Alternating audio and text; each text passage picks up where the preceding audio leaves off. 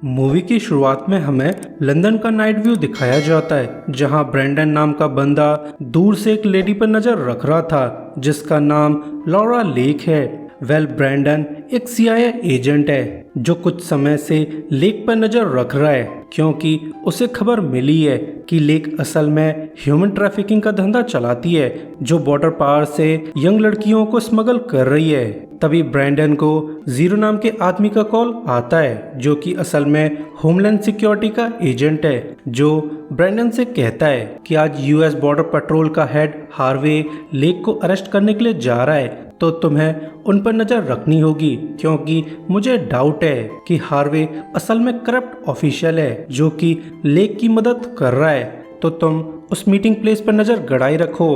अगर Harvey lake से हाथ मिलाता है तो उन दोनों को ही अरेस्ट कर लेना, मगर तुम्हारी मेन प्रायोरिटी लॉरा लेक को अरेस्ट करना है, क्योंकि वो लेडी बहुत ज्यादा डेंजरस है। तो हमें यहाँ पे क्लियर हो जाता है कि ब्रेंडन कोई ऑफिशियल मिशन नहीं कर रहा है, बल्कि वो तो ऑफ द रिकॉर्ड जीरो की हेल्प कर रहा है। जल्द ही लेक से मिलने हार्वे आ जाता है, तो ब्रेंडन को एहसास हो जाता है कि जीरो का शक बिल्कुल सही था, क्योंकि हार्वे लेक के साथ हाथ मिला रहा है, यानी कि वो लेक को अरेस्ट करने नहीं आया है। अगले सीन में हमें एक ब्रोथल दिखाया जाता है जिसे लेक के आदमी रन करते हैं। तो हमें पता चलता है कि ये लोग यंग लड़कियों की न्यूडिटी वाली वीडियो लाइव टेलीकास्ट करते हैं, जिससे इनका काफी पैसा बनता है और यही बिजनेस लेक का मेन इनकम सोर्स है। पर तभी इन आदमियों को लेक से इंफॉर्मेशन मिलती है कि उनकी तरफ एक फेडरल यूनिट आ रही है, तो जल्द से जल्द सभी एविडेंस को मिटा दिया जाए।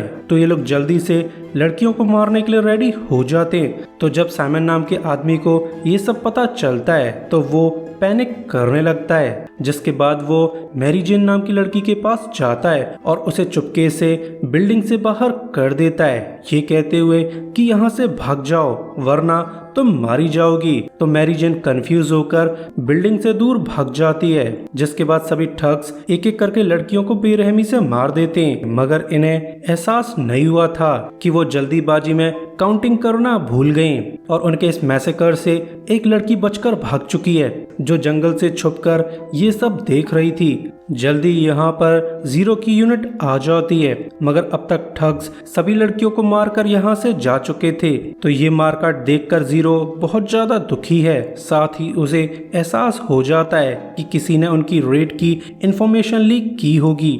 तो जीरो जल्दी से ब्रेंडन को कॉल लगा देता है और उससे पूछता है कि अब हार्वे कहाँ पर है। तो ब्रेंडन जीरो को बताता है कि हार्वे यहाँ पर आया तो था, पर उसने लेक को पकड़ने के बजाय यहाँ से भगा दिया।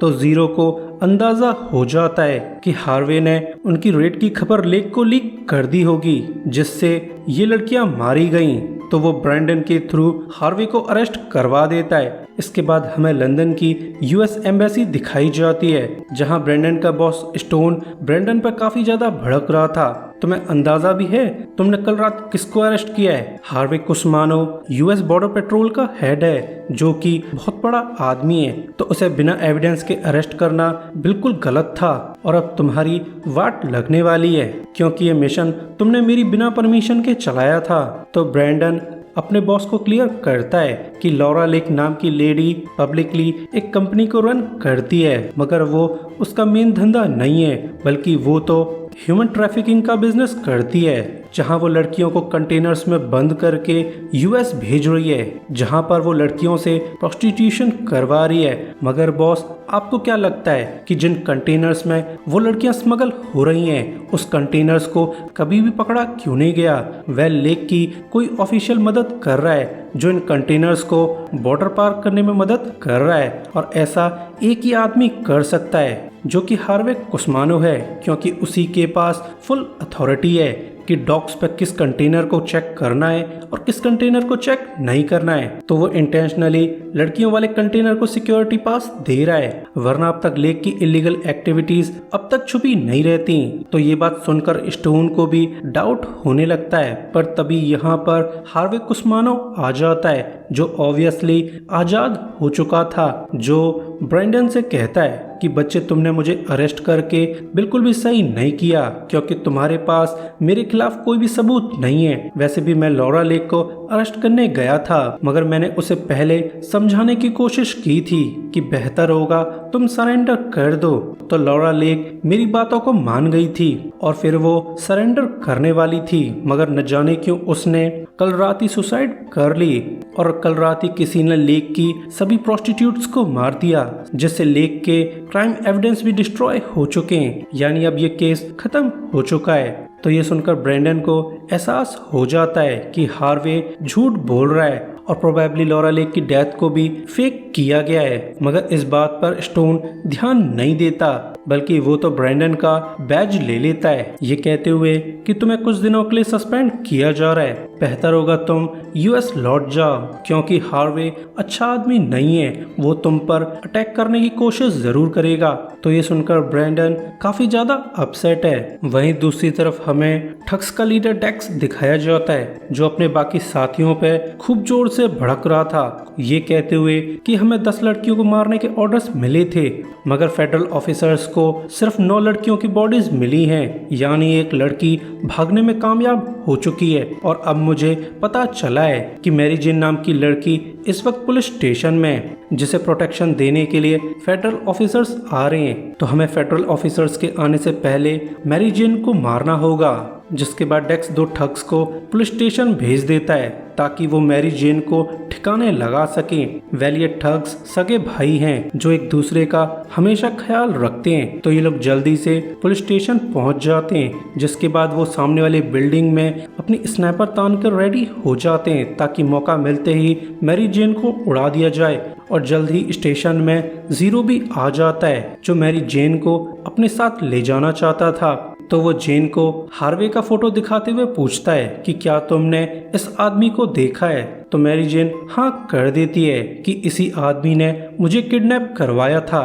तो ये जानकर जीरो बहुत खुश है, मगर जब वो जेन को ले जाना चाहता था तब उसे पता चलता है कि हार्वे कुस्मानो ने अपनी अथॉरिटी यूज करके उसकी फेडरल आइडेंटिटी डिलीट करवा दी है, जिस वजह से पुलिस को उसका रिकॉर्ड नहीं मिल रहा है। तो अब पुलिस वाले जेन को जीरो के साथ जाने नहीं दे रहे हैं और इसी समय जेन ठग के निशाने पर आ जाती है। मगर जब ठग गोली चलाने वाला था तभी मैरी जेन को जमीन पर एक कागज दिख जाता है जो कि उसी की पॉकेट से गिरा था। तो वो नोट को उठाने के लिए झुक जाती है और इसी समय ठग गोली चला देता है, जो मैरी जेन के बजाय एक पुलिस ऑफिसर को लग जाती है, जिससे जेन की जान बच जाती है। और ये लोग भी अलर्ट हो जाते हैं कि ठग्स अब जेन को मारना चाहते हैं। तो इस केओस का फायदा उठाकर जीरो जेन को लेकर भाग जाता है। तो ये देखकर ठग्स काफी ज्यादा अपसेट हैं। वहीं ब्रेंडन अपनी सस्पेंडेड लाइफ एंजॉय कर रहा था तो स्टोन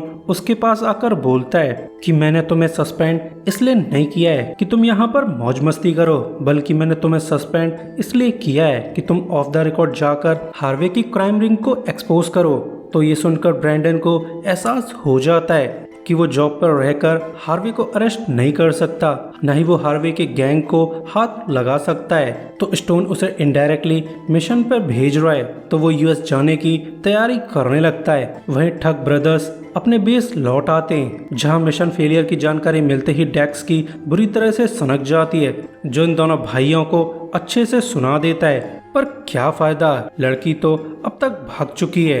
वैसे साइमन ये देखकर काफी खुश था, तो उसे हंसता हुआ देख एक ठग को शक होने लगता है और इसी समय जीरो जेन को लेकर अपनी एक्स वाइफ के घर चला जाता है ताकि वो इन्हें कुछ दिनों के लिए छुपने की जगह दे दे। मगर उसकी एक्स वाइफ तीखी मिर्ची है, जो जीरो को घूर घूर कर देखने लगती है, मगर जीरो जैसे तैसे करके उसे मना लेता है। पर तभी यहाँ पर ब्रेंडन भी आ जाता है, जो अब जीरो और जेन की मदद करना चाहता है। तो जीरो की एक्स इन्हें देखकर काफी अपसेट है कि अब उसे इन 3 भुक्कड़ों के लिए भी खाना बनाना पड़ेगा। जल्द ही ये लोग साथ में डिनर करने लगते हैं। तो जीरो सभी को बताता है कि ब्रेंडन इस समय दुनिया का बेस्ट स्नाइपर है। तो सभी ये लोग बात जानकर काफी ज्यादा सरप्राइज्ड हैं। इसके बाद जीरो ब्रेंडन से कहता है कि हम दोनों को ही जॉब से निकाल दिया गया है, यानी हम फेडरल रिसोर्सेज को को एक्सेस नहीं कर सकते। साथ ही हम अपने पार्टनर्स की भी हेल्प नहीं ले सकते क्योंकि सभी फेडरल ऑफिस में हार्वे के इन्फॉर्मर्स मौजूद हैं, तो हमें बाहर से ही किसी की हेल्प लेनी होगी। तो इन दोनों को अपने पुराने पार्टनर्स याद आ जाते हैं। तो नेक्स्ट डे ये लोग बाल्टीमोर चले जाते हैं जहां उनकी प्रीवियस पार्टनर यूकी काम किया करती है। यूकी दुनिया की टॉप असैसिन है जो अब रिटायर होकर रेस्टोरेंट में वेटरेस का काम कर रही है क्योंकि अब वो मारकाट करना नहीं चाहती, मगर वो ब्रैंडन को देखकर यहाँ से भाग जाती है। पर वो असल में अपने कॉम्बैट ड्रेस पहनने गई थी जो फिर ब्रैंडन पर हमला कर देती है क्योंकि उसे लगता है कि ब्रैंडन उसे अरेस्ट करने आया हुआ है। तो वो ब्रैंडन की वाट लगाने लगती है, मगर ब्रैंडन जैसे तैसे करके यूकी को हैंडल कर लेता है और जल्द ही जीरो और जेन भी यहाँ पर आ जाते हैं। तो जीरो यूकी को क्लियर करता है कि हम लोग तुम्हें अरेस्ट करने नहीं आए हैं, हमें तो तुम्हारी हेल्प चाहिए। तो यूकी इन्हें अपने घर ले जाती है जहाँ जीरो उसे सारा मांजरा बता देता है, मगर यूकी इनकी हेल्प करने के लिए मना कर देती है क्योंकि अब वो फालतू की चीजों में इन्वॉल्व नहीं होना चाहती। पर तभी मैरी जेन उससे कहती है कि मैं एक अनाथ हूँ, मगर मुझसे एक दिन एक फेडरल ऑफिसर मिलने आया था जिसने मुझे झूठी तसल्ली दी थी कि मेरे रियल पेरेंट्स को ढूंढ लिया गया है और अब वो मेरा बेसब्री से इंतजार कर रहे हैं। मगर मुझे अंदाजा नहीं था कि ये एक ट्रैप है जहां उन फेडरल ऑफिसर्स ने मुझे किडनैप कर लिया, जिसके बाद मुझे बाकी लड़कियों के साथ कंटेनर में बंद करके यूएस भेज दिया गया जहां हमें 7 दिनों तक कुछ भी खाने को नहीं दिया गया और यूएस पहुंचने के बाद सभी लड़कियों से फोर्सफुली प्रोस्टिट्यूशन करवाया जाता था। तो मैरी जेन की दुख भरी कहानी सुनकर यूकी का दिल पिघल जाता है और वो इनकी हेल्प करने के लिए राजी हो जाती है। तो जीरो जेन से पूछता है कि जिस बंदे ने तुम्हें भागने में मदद की थी क्या तुम उससे कांटेक्ट कर सकती हो। तो जेन जीरो को एक नोट दे देती है ये कहते हुए इसमें सिमन का कांटेक्ट नंबर है। तो ये देखकर जीरो काफी खुश था, मगर ये लोग अपने फोन से साइमन को कांटेक्ट करना नहीं चाहते थे। तो यूकी इन्हें पीटर नाम के लड़के के पास ले जाती है जो कि असल में एक टॉप क्लास हैकर था। तो ये लोग पीटर की मदद से साइमन को कॉल लगा देते हैं, पर इनकी बुरी किस्मत साइमन का फोन एक दूसरा ठग उठा लेता है जो कॉल उठाते ही मैरी जेन की आवाज पहचान लेता है। तो वो कॉल कट करके सीधा डेक्स के पास चला जाता है जहां वो डेक्स को सारी बातें बता देता है कि प्रोबेबली साइमन ने ही मैरी जेन की भागने में मदद की थी। तो ये सुनकर डेक्स काफी ज्यादा गुस्सा है, तो वो और उसके लोग साइमन को घेर लेते हैं और इसी समय साइमन के फोन पर सेकंड टाइम मैरी का कॉल आ जाता है। तो डेक्स साइमन को फोर्स करके मैरी जेन को मिलने के लिए बुला लेता है। प्रोबेबली वो साइमन के थ्रू जेन को बुलाकर उसे मारना चाहता है। वहीं ब्रैंडन के बॉस स्टोन को एक फाइल मिल जाती है जो कि लॉरा लेक की केस फाइल थी। तो स्टोन इस फाइल को अच्छे से चेक करने लगता है तो उसे पता चल जाता है कि लेक अभी तक मरी नहीं है, बल्कि उसने तो बस मरने का नाटक किया है और इस सब में लेक की मदद हार्वे ने की होगी क्योंकि वही एक फेक केस को तैयार करवा सकता है ताकि लेक दुनिया की नजरों में मर जाए, जिससे ऑफिशियल लेक पर से अपना ध्यान हटा ले और फिर लॉरा कहीं छुपकर अपना बिजनेस रन करती रहे। तो स्टोन हार्वे से मिलने चला जाता है जहां वो हार्वे से कहता है कि मुझे पता चल चुका है कि तुम फुली करप्ट हो जो लॉरा लेक के क्राइम्स को हाइड कर रहे हो। साथ ही जिन लड़कियों को लेक स्मगल कर रही है उन्हें तुम ही बिना चेक के यूएस पहुंचा रहे हो। तो ये सुनकर हार्वे स्टोन से कहता है कि तुम जल्द ही रिटायर होने वाले हो, तो बेहतर होगा तुम बिना वजह उंगली मत करो वरना मुझे तुम्हें मारना होगा। जिस पर स्टोन टॉन्ट करता है कि मैं वैसे भी बूढ़ा हो चुका हूँ और ना ही मेरी कोई फैमिली है, तो तुम्हें जो करना है वो तुम कर लो, मैं तो बस रिटायर होने से पहले तुम्हें बर्बाद करके रहूंगा। तो ये सुनकर हार्वे काफी ज्यादा अपसेट है। नेक्स्ट मॉर्निंग जेन को साइमन का मैसेज आता है जो जेन को पास के कॉफी शॉप में मिलने के लिए बुला रहा था, पर जीरो को शक होने लगता है कि प्रोबेबली ये कोई ट्रैप है क्योंकि ठग साइमन को अकेले आने नहीं देंगे। शायद उन्हें हमारे बारे में पता चल चुका है और वो सही था। ये मैसेज डेक्स ने करवाया था जो साइमन की जरूरत पूरी होते ही उसे मार देता है। साथ ही ठग्स का स्नाइपर भी रेडी हो जाता है जो अब बस जेन का वेट कर रहा था जल्द ही जेन भी कॉफी शॉप पहुंच जाती है जहां पर यूकी और डेक्स का ठग पहले से मौजूद थे और इसी वक्त ब्रैंडन भी अपनी स्नाइपर लेकर तैयार हो जाता है। अब तो ये लोग नोटिस करते हैं कि साइमन अभी तक नहीं आया है। साथ ही इन्हें जेन के पास बैठे पहलवान पर शक होने लगता है क्योंकि ये बंदा कहीं से भी पढ़ाकू नहीं लगता। ऑब्वियसली वो बुक पढ़ने का नाटक कर रहा है। वैसे बैड गाइज और गुड गाइज एक ही बिल्डिंग में मौजूद थे, बस इन लोगों के बीच कुछ फ्लोर्स का फर्क था। मगर दोनों ही ग्रुप की प्लानिंग धरी की धरी रह जाती है जब रोड पर एक कार जोरदार हॉर्न बजा देती है तो हॉर्न की आवाज सुनकर जेन पैनिक करने लगती है और इसी समय ठग्स का स्नाइपर भी गोली चला देता है। मगर लास्ट मोमेंट पर यूकी जेन की जान बचा लेती है, जिसके बाद यूकी और पहलवान के बीच फाइट चालू हो जाती है। वहीं जीरो को भी अंदाजा हो जाता है कि बाकी के ठग्स रूफ पर मौजूद हैं, तो वो जल्दी से ऊपर जाने लगता है। मगर उसे लिफ्ट में डेक्स मिल जाता है जो कि शक्ल से ही गुंडा लगता है, तो इनके बीच फाइट चालू हो जाती है जिसमें डेक्स जीरो पर भारी पड़ने लगता है। मगर जीरो डेक्स की गन निकाल कर उसी को ठोक देता है। वहीं यूकी मौका पाकर ठग को इंजर्ड कर देती है और अब तक गन शॉट्स की आवाज सुनकर पुलिस भी यहाँ आ चुकी थी, तो ठग एक लेडी को हॉस्टेज बना लेता है और यूकी पुलिस को देखकर यहाँ से गायब हो जाती है। तो ब्रैंडन मौका देखकर ठग की खोपड़ी खोल देता है, तो पुलिस को एहसास हो जाता है कि सामने वाली बिल्डिंग में एक स्नाइपर मौजूद है। तो पुलिस को आता देख ठग घबरा जाता है जो जल्दी से अपना सामान पैक करके यहाँ से निकल जाता है। वहीं जीरो की टीम भी इकट्ठा हो चुकी थी मगर अब उनकी हालत काफी बिगड़ चुकी है। तो जीरो इन्हें गुड न्यूज देता है कि मैंने ठग्स के लीडर का फोन हासिल कर लिया है जिससे हमें उनके प्लान्स का पता चल सकता है। तो वो लोग इस फोन को एक्सेस करने के लिए पीटर के पास ले जाते हैं जो बड़ी आसानी से फोन को अनलॉक कर देता है। तो उन्हें पता चलता है कि आज रात पोर्ट पर 12 लड़कियों को स्मगल किया जा रहा है। तो शिपिंग यार्ड का पता चलते ही ये लोग मिशन के लिए रेडी हो जाते हैं। वहीं ठग्स का स्नाइपर अपने बेस लौट आता है तो उसका भाई मिशन की रिपोर्ट लेने लगता है। तो स्नाइपर अपने भाई को क्लियर करता है कि बाकी के सभी लोग मारे जा चुके हैं। तो ये सुनकर ठग अपने भाई को तसल्ली देने लगता है। वहीं टीम रेडी होकर पोर्ट ऑफ फिलाडेल्फिया चली जाती है जहां पर लड़कियों की स्मगलिंग की जानी थी। तो ये लोग कंटेनर्स पर अपनी गन तान कर रेडी हो जाते हैं और जल्द ही रिमेनिंग ठग्स भी यहाँ पर आ जाते हैं जो एक कंटेनर से कुछ बॉक्स को निकालने लगते हैं क्योंकि इन बॉक्स के पीछे एक केज मौजूद है जिसमें सभी लड़कियां कैद हैं। तो यूकी चुपके से ठग्स को मारना चालू कर देती है जिसका ठग्स को भी पता चल जाता है। तो इनके बीच में गोलीबारी होने लगती है और एक ठग चुपके से ब्रैंडन के पास पहुंच जाता है जहां वो ब्रैंडन पर हमला कर देता है और इस फाइट में ब्रैंडन की गन नीचे गिर जाती है। तो ब्रैंडन जीरो से कहता है कि यहाँ पर एक एनिमी स्नाइपर मौजूद है, तो जल्दी से तुम एनिमी स्नाइपर को ढूंढकर उसे ठिकाने लगा दो वरना हम सभी लोग मारे जाएंगे।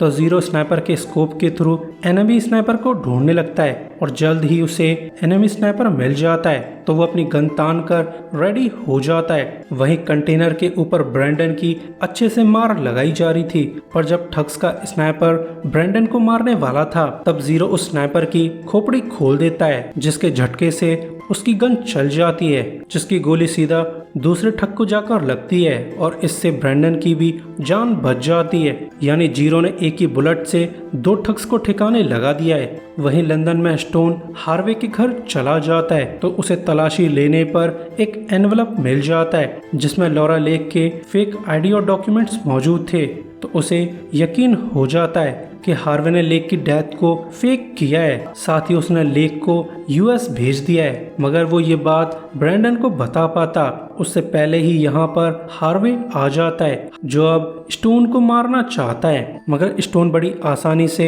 हार्वे को नॉकआउट कर देता है। वहीं यूएस में टीम ने सभी ठग्स को मार दिया था और अब तक पुलिस भी यहाँ पर आ चुकी थी जो सभी लड़कियों को आजाद करा लेते हैं। साथ ही टीम को भी मेडिकल ट्रीटमेंट मिलने लगता है। पर तभी ब्रैंडन को स्टोन का कॉल आता है जो ब्रैंडन को बताता है कि मैंने हार्वे को अरेस्ट कर लिया है, साथ ही मेरे पास उस उसके क्राइम्स के एविडेंस भी हैं। मगर मेन प्रॉब्लम तो लॉरा लेक है, जैसे हार्वे ने उस कंटेनर के थ्रू यूएस पहुंचा दिया है। तो ये सुनकर ब्रैंडन को भी एहसास हो जाता है कि जिन लड़कियों को उन्होंने रेस्क्यू किया है उनमें से एक लड़की लॉरा लेक है, जो यूएस आकर न्यू पहचान पाना चाहती है ताकि वो अपने पास्ट को पीछे छोड़ सके। तो वो और जीरो जल्दी से उस एम्बुलेंस का पीछा करने लगते हैं जिसमें लड़कियों को ट्रांसपोर्ट किया जा रहा था और जल्द ही उन्हें एम्बुलेंस मिल जाती है। मगर ये एम्बुलेंस तो पूरी तरह से खाली थी, साथ ही इसमें मौजूद ऑफिसर्स को भी लेक ने मार दिया था। तो वो लोग जल्दी से लेक को ढूंढने लगते हैं और जल्द ही उन्हें लेक की डेड बॉडी मिल जाती है। तो वो लोग अब काफी कंफ्यूज थे कि आखिर लेक को किसने मारा होगा। तो यूकी इन्हें बताती है कि मैरी जेन शाम से गायब है। तो हमें पता चलता है कि जब लेक रोड पर भाग रही थी तब उसे एक जीप आती हुई दिखाई दी थी।